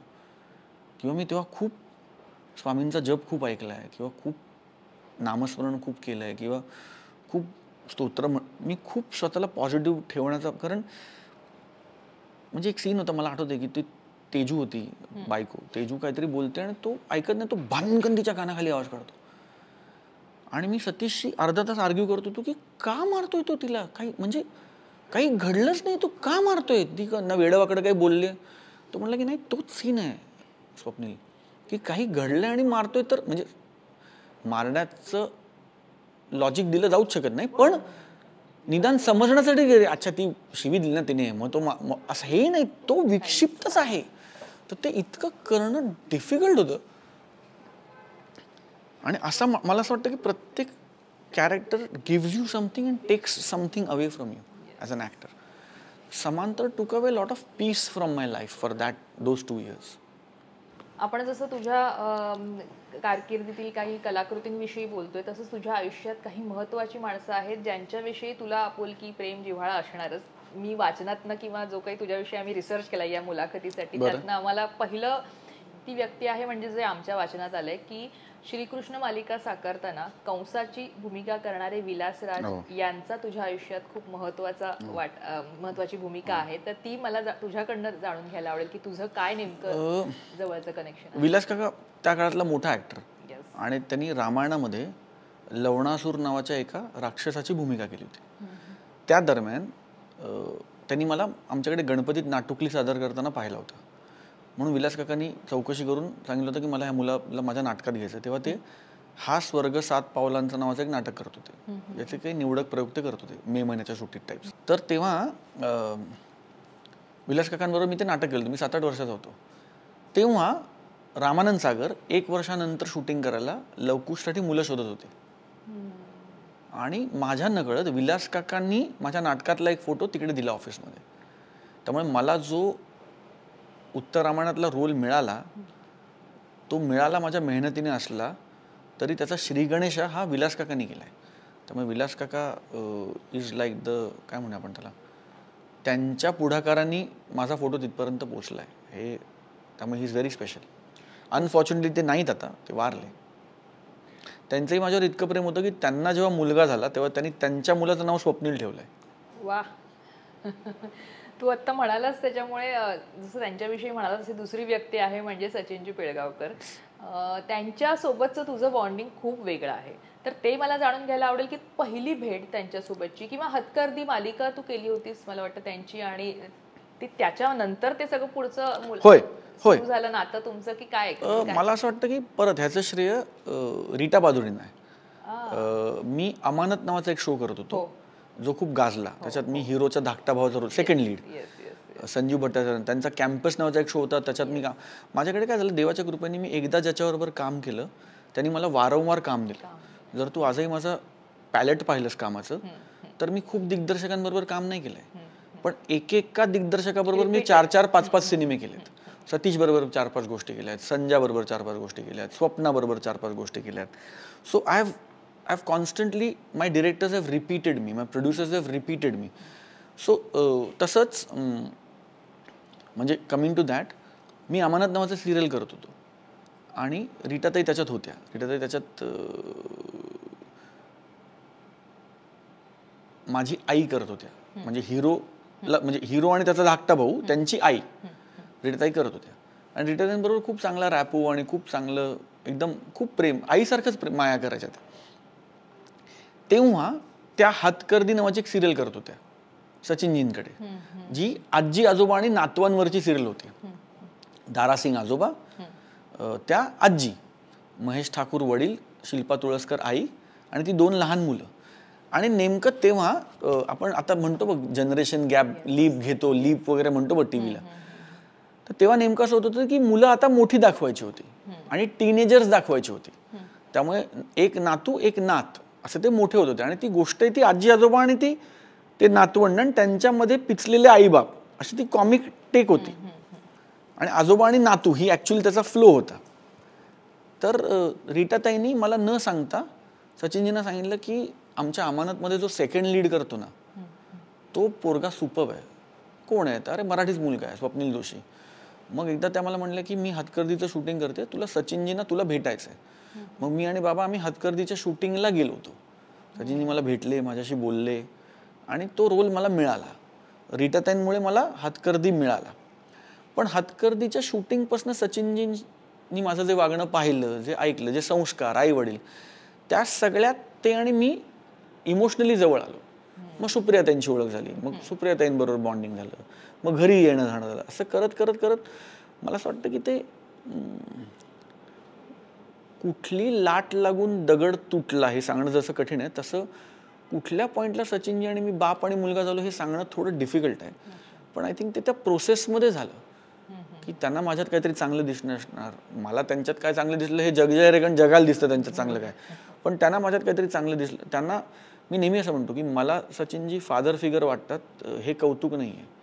कौतुक हे आहे की त्यांना माझ्यात त्यांचा मुलगा दिसतो. That I think is an achievement. So हो, पण हे that the bond is very very special. मग श्रिया आणि सुप्रियाताईंसोबत तुझं नातं आत्ता किती स्ट्रॉंग, म्हणजे आहे खूप स्ट्रॉंग आहे. श्रिया सोबतचे काही किस्से किंवा तिच्यासोबत? श्रिया आणि मी आय थिंक काय म्हणू आपण त्याला, जे भाऊ आणि बहीण नातं असतं ते नातं. आम्ही काय रोज बोलतो असं नाही, पण तिला काहीतरी ॲडवाईस हवा असेल तर ती आवर्जून एक ओपिनियन घेते, किंवा मला काहीतरी विचारायचं असलं तर मी, किंवा तिने एखादं चांगलं पुस्तक वाचलं. आत्ता श्रियाने मला एक बुक गिफ्ट केलं आहे. तिने एक पुस्तक वाचलं आणि तिला खूप आवडलं आणि मी नेमका घरी गेलो. ती म्हणली की अरे मी एक पुस्तक वाचलंय, खूप तू वाचलंच पाहिजेस, पण तू विकत नको घेऊ, मी तुला देते म्हणून श्रेयाने. सो सुप्रियाताई पण परत म्हणजे मी ॲक्च्युली त्यांना ताई म्हणतो. आमचं ऑकवर्ड इन द सेन्स बोलण्यातलं, कारण मी त्यांना म्हणताना ताई म्हणतो, पण ॲक्च्युली नातं हे आई मुलाचं आहे. सो त्या पण खूप माया करतात, खूप प्रेम. सचिनजींची I for that matter, mummy, पप्पूताई असेल, या सगळ्यांचीच वन ऑन वन रॅपो. आणि तो कामाचा रॅपो नाही आहे. म्हणजे आता मी नवरा माझा नवसाचा 2 केला, त्याच्यात मी हिरो केला, पण अशी आशिकी नावाची फिल्म त्यांनी केली होती, त्याच्यात मी नव्हतोच, पण रॅपो डझंट चेंज. कारण आमचं रिलेशनशिप किंवा आमचं प्रेम हे कामाशी निगडीत नाही आहे, ते त्याच्या बियॉन्ड आहे. काम is a by product of that. बरोबर. याच्यात तू नवरा माझा नवसाचा 2 मध्ये जावई आहेस, त्यांचा मुलगा व्हायला आवडलं असतं, म्हणजे तू बोललास का त्यांना हे का जावई? कारण नवरा माझा नवसाचा 1 मध्ये त्यांना मुलगी झाली. सो गोष्ट पुढे जाताना ती मुलगीच मोठी होऊ शकते ना. 1 मध्ये मुलगी झाली आणि आता मुलगा मोठा झाला असं नाही होऊ शकत ना आपल्याला. डिस्कशन झालं का? नाही. कारण परत ही जी गोष्ट आहे ती जावई आणि सासरा ह्यांची परत नोकझोक आहेच त्या गोष्टीत. कारण त्याला नकोय हाय व्हायला जावई, आणि कुठल्याही बापाला आपली मुलगी देणं एका दुसऱ्या पुरुषाला, तो विलनच आहे ना बापासाठी. म्हणजे जावई हा बापासाठी असणारा सगळ्यात मोठा विलन आहे. तो किती चांगला माणूस असेल, पण बापाला असं वाटतं की नाही ह्याच्यासारखा घाणेरडा माणूसच नाही, बरबाद करणार माझ्या मुलीला. ती जी भावना आहे ती बापाच्या प्रेमाची भावना आहे. सो ती नोकझोक या फिल्ममध्ये पण आहे. त्यामुळे जावई झाल्यामुळे आम्हाला दोघांना खूप इंटरेस्टिंग काम करता आलं. म्हणजे मी सरांबरोबर मला असं वाटतं की सातपुतेमध्ये पण माझा 7 भावांमधला एक रोल आहे. मी टेक्निकली सरांबरोबर केलेली पहिली फुल लेंथ फिल्म आहे जी सरांनी बनवली. आम्ही रणांगणमध्ये काम केलं दोघांनी, आम्ही हिरो आणि विलन केलाय, बरोबर. पण we were pitched opposite each other. एकत्र काम केलेली पहिली फिल्म आहे. मग असं असतं ना स्वप्नील, म्हणजे इतकं छान तुमचं बॉन्डिंग आहे, पण कधी कधी जेव्हा सचिन सरांबद्दल ट्रोलिंगची वाक्य निघतात, ट्रोल त्यांना केलं जातं, तुला एक मुलगा ऑब्व्हियसली ते बॉन्ड आहे तुमच्यातला, तुला राग येत असणार, त्या ट्रोलिंग विषयी तुला काय म्हणायचं? कारण काहीही ते बोलले तरी त्यांना ट्रोल केलं जातं. मला असं वाटतं की त्याबद्दल माझी जी भावना आहे ती सरांकडे मी व्यक्त करतो आणि ती त्यांना माहिती आहे. त्याचे डूज अँड डोंट्स मी वारंवार तेही मला विचारतात, मी त्यांना सांगतो. मला असं वाटतं की ट्रोल होणं हे आता it's a part of being a star. किंबहुना मला असं वाटतं की तुम्ही ट्रोल होताय म्हणजे तुम्ही रेलिव्हंट आहात. कारण तुम्ही कोणाला ट्रोल करता? जो रेलिव्हंट नाही त्याला ट्रोल करता का? एखाद्या नटाचं तुम्हाला नाव माहिती नाही तर तुम्ही त्याला ट्रोल कराल का? आणि काही काही लोकांना ट्रोल करायला आवडतं, काही काही लोकांना त्यांना ट्रोल करायला की काय झालं की ह्यांच्यावर खापर फोडा. आय थिंक सचिनजी आणि त्यांचं बॉडी ऑफ वर्क इतकं मोठं आहे की त्यांनी कधी ट्रोलर्सकडे लक्ष दिलंही नाही आणि आय डोंट थिंक ते देतील. He is too busy being successful. तू स्वतःच्या ट्रोलिंगकडे कसं पाहतोस? Exactly like that. जोपर्यंत ते ट्रोलिंग वैयक्तिक होत नाही त्याचा त्रास करून घेत नाही. जेव्हा ते बायकोवर येतं, मुलांवर येतं, तेव्हा त्याचा त्रास होतो, निश्चित होतो. पण आता इतके वर्ष काम केल्यानंतर इतकी मॅच्युरिटी आली आहे की त्याच्याकडे लक्ष न देणं हा त्याच्यातला सगळ्यात चांगला उपाय आहे. जोपर्यंत माझी सत्सग विवेक बुद्धी मला सांगते की मी चुकीचं केलं नाही आहे, तोपर्यंत त्या ट्रोलिंगकडे, कारण लक्ष देऊन आपण त्यांना मोठा करतो. त्यांना लक्षच हवं आहे, त्यांना सोल्युशन नको आहे, त्यांना लक्षच हवं आहे. आणि मग मला सांगा, आज कुठल्या यशस्वी माणसाला ट्रोल होत नाही येतो किंवा ती? मला एक रेलिव्हंट माणूस दाखवा आत्ताचा, अगदी डोनाल्ड ट्रम्प आणि श्री नरेंद्र मोदींपासून ते माझ्यासारख्या छोट्या माणसापर्यंत मला सांगा कोण ट्रोल होत नाही आहे. If you are in the news you will be trolled. कारण ज्यांना ट्रोल करायचं आहे त्यांना फक्त मतच मांडायचं आहे. आणि जातीभीतीच्या ट्रोलिंगबद्दल मी फार बोलत नाही, कारण ते माझ्या हातातलंच नाही. म्हणजे स्वप्नीलला कोणत्या गोष्टीची भीती आणि इन्सिक्युरिटी वाटते? कारण आपण म्हणतो ना की प्रत्येक कलाकार हा आधी माणूस असतो. मला भीती वाटते की मी माझ्या आई वडिलांचं नाव कधी खराब करू नये, ह्याची मला भीती वाटते. आणि इनसिक्युरिटी मला वाटते मायरा मोठी व्हायची, की मायरा मोठी झाल्यावर काय होणार आहे माझं, म्हणजे ह्याची मला सतत एक इन्सिक्युरिटी आहे. तू मगाशी प्रोफेशनली मला कुठल्याच गोष्टीची भीती आणि इन्सिक्युरिटी वाटत नाही. कारण मला असं वाटतं की आय थिंक, म्हणजे मी गमतीत असं म्हणतो की मी 47 वर्षाचा आहे. मी आत्ता 47 वर्षाचा असताना मी 38 वर्ष सिनियर आहे लाईनमध्ये. म्हणजे 47व्या वर्षी मी 38 वर्ष मेनस्ट्रीम काम करतो, त्यामुळे माझ्या कामाला 38 वर्ष झालेत. सो 38 वर्ष काम केल्यावर तुम्हाला इतकं तर कळतं की सक्सेस पण तुमचा नाही आणि फेलियर पण तुमचा नाही. You need to be humble and grounded. आणि तुम्ही हंबल किंवा ग्राउंडेड असणं हा तुमचा स्थायी भाव पाहिजे. ही तुमची क्वालिटी नाही असू शकत. म्हणजे ते परफ्यूम नाही असू शकत की घरातनं बाहेर पडताना मारलं. तो तुमच्या घामाचा वास पाहिजे, तो 24 तास येणारी भावना पाहिजे ती. बरोबर. तू मगाशी आई बॅड पॅच बद्दल बोललास की आई बाबांनी ती साथ दिली, आई बाबांनी ते पाहिलंय, पण असा आयुष्यातला एखादा बॅड पॅच ज्याविषयी तुला, ज्यातनं कोणाला तरी प्रेरणा मिळेल असं याविषयी बोलायला आवडेल का? आणि त्यात तुला कोणी साथ दिली? मला असं वाटतं की बॅड पॅच प्रत्येकाच्या आयुष्यात येतात, त्याची रूपं वेगवेगळी असतात. माणूस म्हणून माझी टेंडन्सी आहे की जे वाईट आहे त्याच्याकडे कॉन्सन्ट्रेटच नाही करायचं. ते झालं ना, ते मागे सोडून द्यायचं. चांगलं सतत बोलत राहायचं, चांगल्याबद्दल डिस्कशन करत राहायचं, चांगल्याबद्दल चर्चा करत राहायचं. मान सांगावा जगाला, अपमान ठेवावा मनात, या धारणेचा मी आहे. त्यामुळे I never discuss my bad patches. आयुष्यात कोणत्या गोष्टीची खंत, रिग्रेट वाटते या क्षणाला? काहीच नाही. काहीच नाही? काहीच नाही, झिरो. हक्काचे असे कोणते फ्रेंड्स आहेत जे तुला एनी टाइम तुझ्यासाठी उभे राहतात इंडस्ट्रीतले? अनेक आहेत. अनेक नावं घेऊ शकतो. कार्तिक आहे, अर्जुन आहे, संजय आहे, सई आहे, मुक्ता आहे, अनेक मित्र आहेत. बरं, आध्यात्मिक मालिकांपासून तू सुरुवात केलीस. तू स्वतः किती आध्यात्मिक आहेस? आणि आत्ता मी पाहते इथे की स्वामींचं छान लॉकेट आहे तुझ्या गळ्यात. त्यामुळे अर्थात, आणि तू मध्ये बोललासही की तुला बऱ्याच वेळेला त्यांची साथ मिळाली आणि तू त्यांचा धावा करतोस, नामस्मरण करतोस. तर त्याविषयी मला ऐकायला आवडेल. मी स्पिरिच्युअल आहे, मी रिलिजियस नाही, मी कर्मकांडवाला फार नाही. म्हणजे मी उपास तपास करत नाही किंवा मी दर गुरुवारी देवळात जायचंच रे वगैरे, त्यातला मी नाही. म्हणजे चांगला वाईट हा मुद्दा नाही. मी काय करतो ते सांगतो. मी नामस्मरण खूप करतो. मला काहीतरी चांगलं झालं आयुष्यात तर मठात जाऊन येतो. मला काही खूप असं ओढ असं आतनं आलं कॉलिंग तर मी अक्कलकोटला जातो. कोल्हापूरला गेलो तर महालक्ष्मीचं दर्शन घेतो. त्यामुळे व्रतवैकल्य नाही करत, पण माझी नितांत श्रद्धा आहे देवावर आणि माझा नितांत विश्वास आहे परमेश्वरावर. त्याचं माध्यम वेगळं वेगळं असू शकतं. प्रत्येकाचा देव त्याला वेगळा दिसू शकतो. कोणाची कोल्हापूरची अंबाबाई आहे, कोणाची तुळजापूरची भवानी आहे, कोणाचे गणपती बाप्पा आहेत, कोणाचे भगवान शंकर असतील, कोणाचे छत्रपती शिवाजी महाराज असतील. ही सगळे मला असं वाटतं की प्रत्येकाचं दैवत वेगळं असू शकतं, पण जो देव मानतो त्याची भावना तीच आहे. भावना समर्पणाची, की ती एक जागा पाहिजे जिकडे तुम्ही सरेंडर होऊ शकला पाहिजे.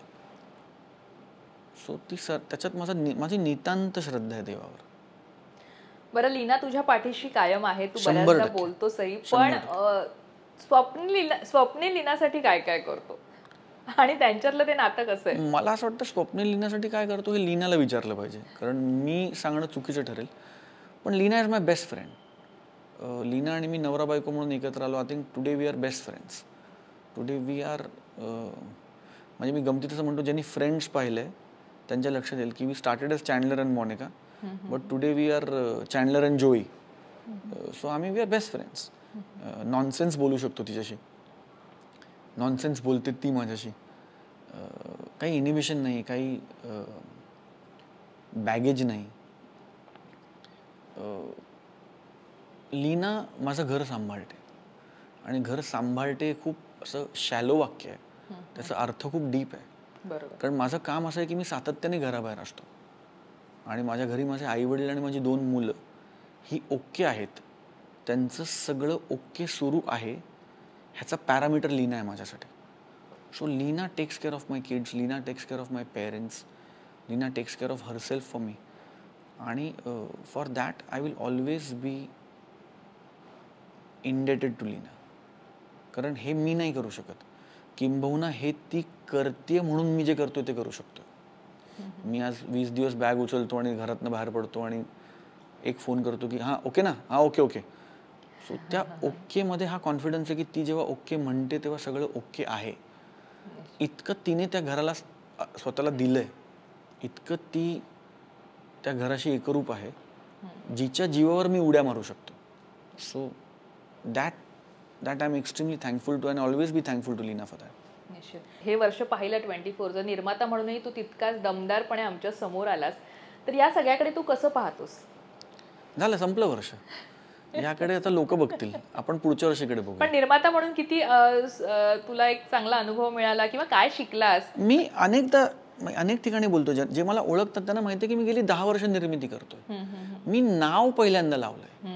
अनेक चित्रपटांना अनुराधा जोशी असं निर्माती म्हणून नाव आहे, ते माझ्या आईचं नाव आहे.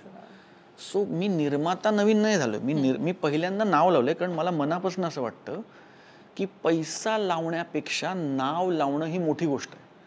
त्यामुळे मी पैसा 10 वर्षापूर्वी लावायला सुरुवात केली, नाव मी आता लावतोय. लोक पटकन नाव लावतात, पैसे लावत नाहीत. मला असं वाटतं की नाव कमवणं हे पैसा कमवण्यापेक्षा जास्त महत्त्वाचं आहे आणि जास्त मोठा ऐवज आहे. It's a bigger asset. त्यामुळे नाव लावायला मी खूप वेळ घेतला, जे मी आता लावलं. पैसा मी गेली 10. त्यामुळे निर्मिती करणं किंवा निर्माता होणं हे माझ्यासाठी नवीन नाही किंवा त्याच्यात काही नाविन्य नाही. अजून एक प्रोजेक्ट केला, त्याला नाव लागलं म्हणून लोक ते दिसतंय सगळीकडे की मी निर्मिती केली. पण खूप चांगला अनुभव होता. मधुगंधा, परेश, मी, तृप्ती पाटील म्हणून माझी जी पार्टनर आहे ती, शर्मिष्ठा, तेजस, आम्ही 6 लोकांनी नाचगं घुमा बनवला आणि it was an outstanding experience. मधुगंधामुळे ती संधी मला मिळाली. मधुगंधाला वाटलं की मी तिच्याबरोबर याची निर्मिती करावी. सो याचं क्रेडिट मधुगंधाला आहे. आणि ब्रिलियंट एक्सपिरियन्स होता. आता प्रसाद ओक, मंजिरी, संजय मेमाणे, मी म्हणून आम्ही सुशीला सुजित नावाची फिल्म बनवतोय. त्याची ती फिल्म कंप्लीट झाली, शूट झाली. सो त्याची आता निर्मिती होईल. अजून 2 प्रोजेक्ट्स पाईपलाईनमध्ये आहेत. त्याची अनाउन्समेंट होईल 2025. जिलबी पण आहेत. जिलबी मी प्रोड्यूस करत नाही. जिलबीमध्ये हो येतोय. जिलबी 17 जानेवारीला येतोय. परत ॲक्टर म्हणून वेगळं काम करण्याचा प्रयत्न केला आहे. ॲक्टर म्हणून वेगळं काम म्हणजे हा इंटरव्ह्यू कधी येणार मला माहिती नाही, पण हा जर 15-16 तारखेनंतर येणार असेल तर आपण इथे ॲक्च्युली टीझर दाखवू शकतो जिलबीचा. पण टीझर येईल आता. सो वेगळं काम केलं आहे, वेगळा दिसलोय, वेगळं माहिती नाही पिक्चरचं काय, कारण युनिवर्स नवीन आहे. मराठीमध्ये आम्ही पहिल्यांदा सत्या किंवा कंपनीचा युनिवर्स आणण्याचा प्रयत्न करतोय. सो कॉप फिल्म आहे, पण कॉप फिल्म असून पण तो सिम्बा किंवा सिंघमवाला कॉप नाही आहे. रोहित शेट्टी सरांचा कॉप नाही आहे. खूप Satya, company, shoot out at Lokhandwala वाला कॉप किंवा वाली फिल्म आहे. थ्रिलर आहे, सामाजिक सोशो पॉलिटिकल थ्रिलर आहे. सो व्हेरी एक्साइटेड की लोक कसं रिसीव्ह करतात. बघूया. निश्चित. एक रॅपिड फायर. बरं, सई, मुक्ता की प्रार्थना? तिन्ही. तिन्ही नाही. रामानंद सागर की सचिन पिळगावकर? रामानंद सागर. सतीश राजवाडे की संजय जाधव? दोघेही. मितवा की मुंबई पुणे मुंबई? मुंबई पुणे मुंबई. तगडा स्पर्धक कोण आहे इंडस्ट्रीतला असं वाटतं तुला? खूप आहेत. म्हणजे सुबोध भावे की जितेंद्र जोशी? आता मी तुला नावं सांगते. नाही, दोघेही आहेत, कारण दोघे काय फॅन्टॅस्टिक काम करतात. पण मला असं वाटतं की आम्ही आमच्या जनरेशनला थँकफुली, म्हणजे ऑंकी असेल, म्हणजे अंकुश असेल, मी, सुबोध, जीतू, प्रसाद, आम्ही फार खूप हेल्दी कॉम्पिटिशन करतो. म्हणजे आमच्यात खूप चांगला समन्वय आहे, निदान आमच्या पुरता तरी. आम्ही खूप एकमेकांशी कनेक्टेड आहोत. म्हणजे आत्ता सुशीला सुजितचा मुहूर्ताचा क्लॅप जित्याने दिलाय. कारण आम्हाला कळलं की तो पुण्यात आहे आणि आम्ही त्याला 1 दिवस आधी म्हटलं तू पुण्यात आहेस, नाही मग मुहूर्ताचा शॉट तू कर. आणि तो 0 मिनिटात म्हटलं की अरे मी येतो, मला खूप आवडेल. सो ही कॅमेराडरी आमच्या जनरेशनमध्ये आत्ता आहे. सो तगडी कॉम्पिटिशन हे दोघेही आहेत, कारण दोघेही फॅन्टॅस्टिक काम करतात. म्हणजे जितेंद्र जोशी असतील किंवा सुबोध भावे असतील, हे दोघेही अत्यंत दर्जाची कामं करतात त्यांच्या स्पेसमध्ये. सो दोघेही खूप तगडे कॉम्पिटिशन आहेत. पण मला असं वाटतं स्वप्नील जोशी एकच आहे. सो दुनियादारी की समांतर? दुनियादारी. कारण मला असं वाटतं की दुनियादारी झाला नसता तर कदाचित समांतर होऊ शकला नसता. दुनियादारीमुळे जे एक व्यावसायिक यश मिळालं, त्याच्यामुळे MX प्लेअरला वाटलं असेल की आपण समांतर सारखा मोठा प्रोजेक्ट करावा. सो त्याचं रोपटं दुनियादारीमुळे लागलं असं मला वाटतं. एका लग्नाची दुसरी गोष्ट की तू तेव्हा तशी? एका लग्नाची दुसरी गोष्ट. राज ठाकरे की देवेंद्र फडणवीस? दोघेही. माझे दोघेही अत्यंत लाडके नेते आहेत. दोघेही अत्यंत, देवाच्या कृपेने मी दोघांनाही पर्सनली ओळखतो. दोघेही अत्यंत कमालीची विजन असणारे, दोघेही महाराष्ट्राबद्दल अत्यंत तळमळीने काम करणारे आणि दोघेही अत्यंत कमालीचे राजकारणी आहेत असं मला वैयक्तिकरित्या वाटतं. आणि हे दोघेही मला प्रचंड आवडतात. बरं, वाळवी 2 ची वाट आम्ही पाहतोय. होय, मी पण पाहतोय. मी पण वाळवी 2 ची वाट पाहतोय. येणार का? मला असं वाटतं की या परत येणार तसं वाळवी येणार का? मला असं वाटतं की या प्रश्नाचं उत्तर परेश किंवा मधुबंधन दिलं पाहिजे, कारण ते त्यांच्याकडून येणं जास्त योग्य आहे. कारण दे आर द मेकर्स. म्हणजे मला माहिती असतं, मला आवडेल खूप, पण तो कधी काय मला असं वाटतं की ते फ्रॉम द हॉर्सेस माउथच आलं पाहिजे. म्हणजे माहिती असलं तरी मी आता सांगणार नाही, कारण मला असं वाटतं की it is only right if they talk about it. Yes, म्हणजे कुठेतरी काहीतरी शिस्त आहे. आपल्याला वाळवी पाहायला मिळेल लवकरच, कारण आम्ही खूप त्याची वाट पाहतोय. कारण वाळवी एक आम्हाला जे मला पण खूप मजा, त्याचा जो एंड तुम्ही तिथे केलाय, त्याच्यावर आम्हाला उत्सुकता अशी वाटते की आता 2 मध्ये काय असणार, 2 यांनी आणायला हवा, काय पाहायला मिळेल, यायला पाहिजे खरं. आणि आज तू इथे आलास आणि इतकं छान भरभरून तुझ्या करिअर विषयी बोललास आणि बऱ्याच गोष्टी मला नव्या कळाल्यात तुझ्याविषयी. कारण मी जेवढ्या मुलाखती या निमित्तानं आम्ही ऐकल्या, चर्चा केली, तू खूप वेगळं आणि बऱ्याच दिवसांनी असं वाटलं की काहीतरी नवीन स्वप्नीलकडनं ऐकलंय मी. तर खरंच आमचे प्रेक्षकही या मुलाखतीचा आस्वाद घेतील. छान, थँक्यू सो मच. तुझे पण खूप खूप आभार. सुंदर मजा आली गप्पा मारला आणि तुझ्या माध्यमातून सगळ्यांना नवीन वर्षाच्या हार्दिक शुभेच्छा. येणारं वर्ष तुम्हाला सुखाचं, समृद्धीचं, भरभराटीचं आणि उत्तम आरोग्याचं जाऊ दे अशी ईश्वरचरणी प्रार्थना. आणि लोकमत फिल्मीचं काय गोल्डन सिल्वर प्लॅटिनम सगळी बटणं बिटणं काय ती येऊ देत. आता येत आहेत तुमच्या कृपेने, कारण तुम्ही आम्हाला वेळ देताय, मुलाखती देताय, खूप छान बोलताय आमच्याशी, त्यामुळे हे होत आहे. सो तुझे खूप खूप आभारी. थँक्यू.